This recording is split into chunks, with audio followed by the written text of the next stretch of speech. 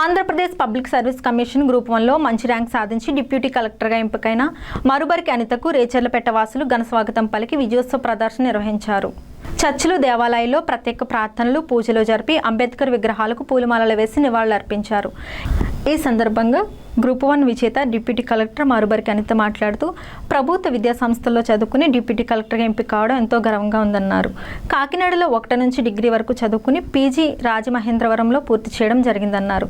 తను చదువుకునే సమయంలో ఫలితం కోల్పోయినప్పటికీ 9 సంవత్సరాలు కష్టపడి విజయం సాధించడం జరిగిందన్నారు. తనలాగే ఈ ప్రాంతంలో ఉన్న విద్యావంతులు ఉన్నత శిఖరాలను అధిరోహించాలని కోరారు.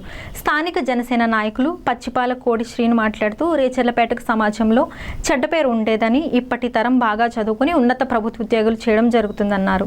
డిప్యూటీ కలెక్టర్గా అనిత ఎంపిక కావడం రేచర్లపేటకు ఎంతో గర్వకారణమన్నారు. ఈ కార్యక్రమంలో రేచర్లపేట నాయకులు ధౌర్ల నరసింహమూర్తి, పోలిపల్లి జగన్, కాకిలేటి రవీంద్ర, అంబాటి చిన్న, టి తాతారావు, బత్తిన రాజు, నందకుమార్, కింగ్ తదితరులు పాల్గొన్నారు.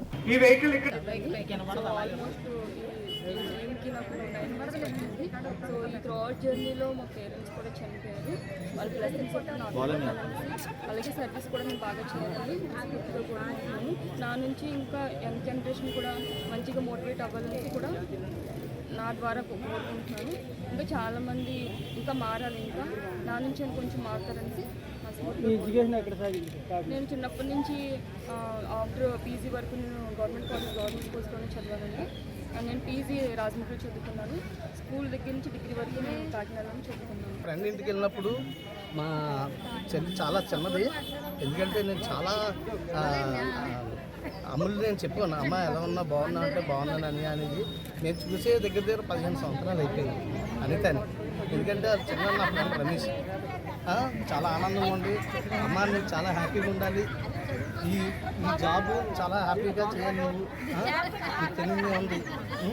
మన కాకినాడ రేచర్లపేటలో నువ్వు పుట్టావంటేనే చాలా ఆనందంగా ఉంది మాకు. నాన్నది అమ్మది, నాన్న అమ్మ లేరని బాధపడుతూ అందరూ ఉన్నాం, నీకేం భయం లేదు. ఈరోజు చెప్తున్నాం, ఓకేనా? హ్యాపీగా ఉంటాను.